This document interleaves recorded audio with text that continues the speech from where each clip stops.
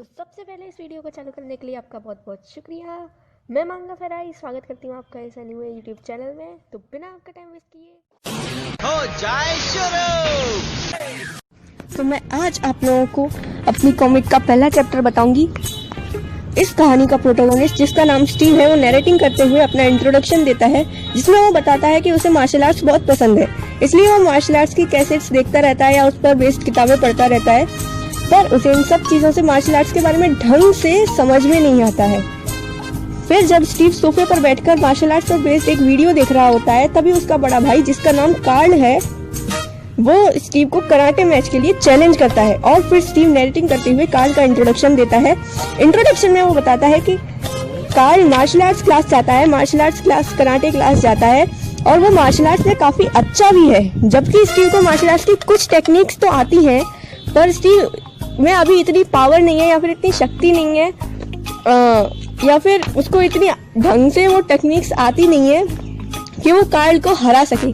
पर इसके बावजूद भी कार्ल स्टीव को अक्सर प्रैक्टिस के लिए चैलेंज करता है और स्टीव नैरेटिंग करते हुए बताता है कि वो हर बार कार्ल का चैलेंज जोश जोश में आकर एक्सेप्ट भी कर लेता है, लेकिन फिर भी मुंह की खाता है।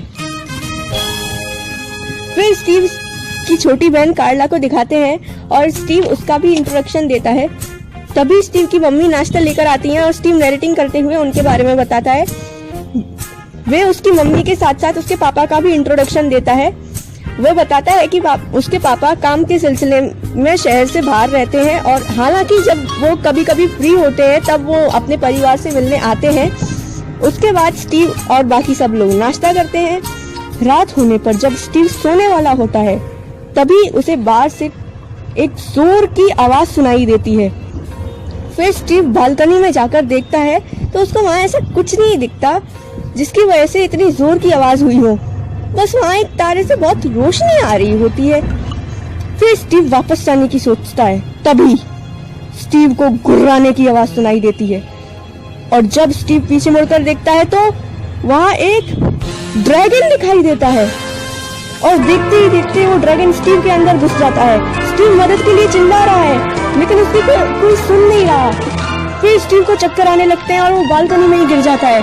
इस सब के बीच स्टीव की मम्मी की नींद खुलती है और उन्हें ऐसा लगता है कि अभी उनके बेटे की चिल्लाने की आवाज आई।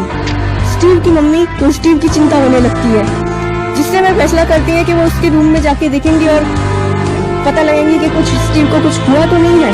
स्टीव की मम्मी स्टीव के कमरे में जाती है और देखती है कि वो स्टीव बालकनी में गिरा हुआ है। चिंता के मारे वो भागकर स्टीव के पास जाती है और उसको देखती है और तब स्टीव आराम से सो रहा होता है। फिर स्टीव की मम्मी कहती है कि फालतू में उसके लिए चिंता कर रही थी और ये गधा बालकनी में सो रहा है। उसके बाद उसकी मम्मी उसको बेड पर लेटा देती है। अगली सुबह कार्ल से कहती है, खेलने के लिए कहती है और वो दोनों लॉन में खेलने चले जाते हैं। स्टीव की मम्मी आवाज लगाकर स्टीव को उठाती है। स्टीव उठ जाता है और कहता है कि उसे कुछ अजीब सा लग रहा है। स्टीव सब कुछ भूल गया था कि रात को उसके साथ क्या हुआ। पूरी घटना स्टीव भूल गया था। स्टीव की मम्मी कार्ल और कार्ला को नाश्ता करने के लिए अंदर बुलाती हैं। स्टीव सीढ़ियों से नीचे उतरता है।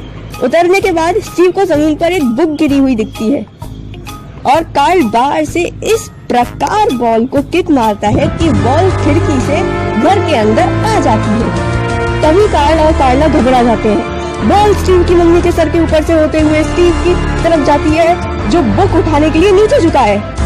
बॉल शेल्फ से टकरा जाती है, जिससे शेल्फ का बैलेंस बिगड़ जाता है और शेल्फ आगे की तरफ गिरने लगता है, शेल्फ उधर गिरने लगता है जहाँ पर स्टीव बैठा है, यानी शेल्फ स्टीव के ऊपर गिरने लगता है और शेल्फ स्टीव के ऊपर गिरने वाला होता है।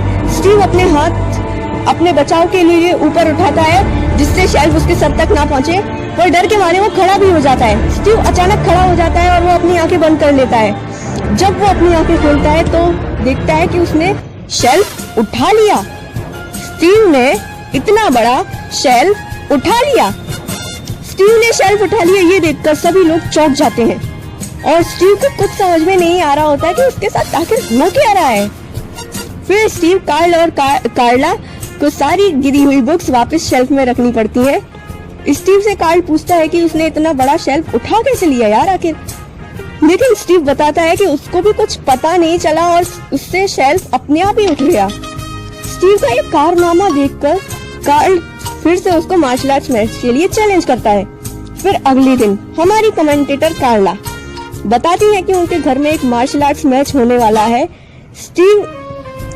स्टीव वर्सेस कार्ल होने वाली है। स्टीव और कार्ल तैयार होते हैं और फिर उनकी मम्मी उनको फिर से याद दिला देती है कि वो दोनों भाई भाई हैं, तो एक दूसरे को जोश में आकर ज्यादा जोर से धोए नहीं। मैच की शुरुआत कार्ल अपने पंच से करता है और स्टीव नॉर्मली उसके तेजी से आते हुए पंच को ढंग से रोक नहीं पाता है, इसलिए हमेशा वो पिट जाता है नॉर्मली। तो स्टीव को डर लग रहा होता है, लेकिन फिर वो अपना आत्मविश्वास बढ़ाता है और उसके पंच को रोकने की कोशिश करता है और लेकिन फिर सच में स्टीव उसका पंच रोक लेता है। कार्ला को भी इस बात पर विश्वास नहीं होता कि स्टीव ने कार्ल का पंच रोक लिया। स्टीव आंखें खोलता है और देखता है कि उसने सच में उस पंच को रोक लिया है। कार्ल के पसीने छूट जाते हैं और वो हवा में बातें करते हुए कहता है कि ये तो उसका बहुत ढीला ढाला पंच था, और स्टीव उससे बोलता है कि स्टीव उसको अपनी पूरी ताकत से पंच मारे। वो स्टीव को बताता है कि पंच को कैसे रोका जाता है और वो बोलता है कि वो तो कार्ल तो स्टीव का पंच चुटकियों में रोक लेगा।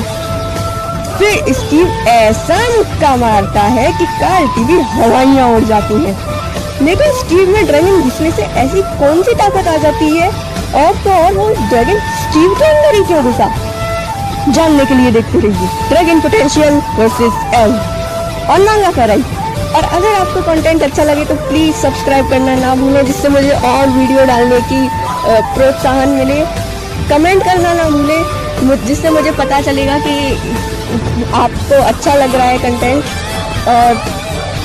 और तब तक के लिए, अगले वीडियो तक के लिए सायोनारा।